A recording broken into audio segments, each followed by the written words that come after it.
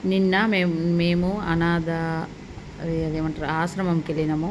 ఎప్పటినుంచో నాకు అక్కడికి ఆశ్రమంకెళ్ళాలి, చూడాలి వాళ్ళు ఎట్లుంటారు, అంటే వాళ్ళ పరిస్థితి ఎట్లుంటది దగ్గర నుంచి చూస్తేనే అర్థమవుతుంది కదా. అప్పుడు నేను వర్క్ చేసినప్పుడు అనుకున్నా, ఒక్కసారన్నా వాళ్ళ దగ్గరికెళ్ళాలి, వాళ్ళకి ఏదైనా హెల్ప్ చేయాలి అని అనుకున్నా. కానీ ఇప్పుడు కొంచెం నా పొజిషనే మంచిగా లేదు మా పాప వల్ల.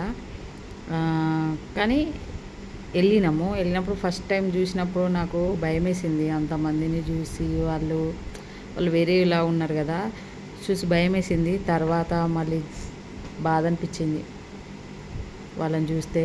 ఒకరు అరుస్తున్నారు, ఒకరు ఏడుస్తున్నారు, ఒకరు పదే పదే చేతులెత్తి ఏమో ఏమో చేస్తున్నారు, ఒకరు హాయ్ హాయ్ అని చెప్తున్నారు. నిజంగా ఏదైనా దగ్గర నుంచి చూస్తేనే మనకు వాళ్ళ గురించి తెలుస్తుంది. వాళ్ళని కొంచెం ఒక 10 మినిట్స్ అట్లా అబ్జర్వ్ చేస్తేనే వాళ్ళ గురించి తెలుస్తుంది. పాపం వాళ్ళు ముందు ఎట్లున్నారో మనకు తెలియదు, కానీ ఇప్పుడైతే అసలు వాళ్ళ బట్టలు వాళ్ళు అసలు నేను మాటలు చెప్పలేను, కానీ నిజంగా చాలా అంటే చాలా బాధ అనిపించింది. దేవుడు ఇట్లా ఎందుకు చేస్తాడో తెలియదు, కానీ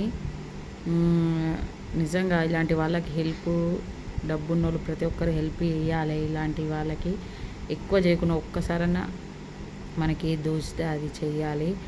కానీ నిజంగా ఫ్యూచర్లో నేను మంచి పొజిషన్ ఉంటే కంపల్సరీ ఇలాంటి వాళ్ళకి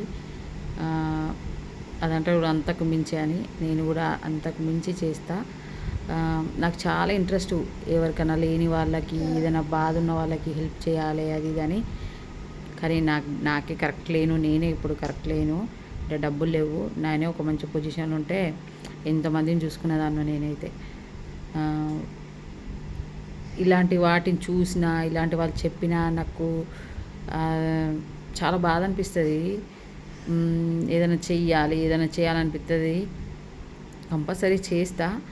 కాకపోతే ఇలాంటి వాళ్ళని మీ దగ్గర కానీ ఎప్పుడన్నా ఎవరిదైనా చూసినా, ఏదైనా చేసినా ఇలాంటి వాళ్ళకి కంపల్సరీ హెల్ప్ చెయ్యండి.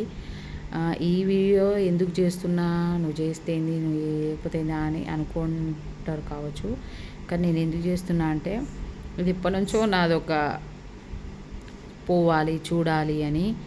అది నేను చూసిన కాబట్టి నా ఫీలింగ్ అనేది చెప్తున్నా నేను, అంతే. మా పాప హెల్త్ వల్ల నేను వీడియోస్ చేయట్లేదు, ఎందుకంటే చేయబుద్ధి అవ్వట్లేదు.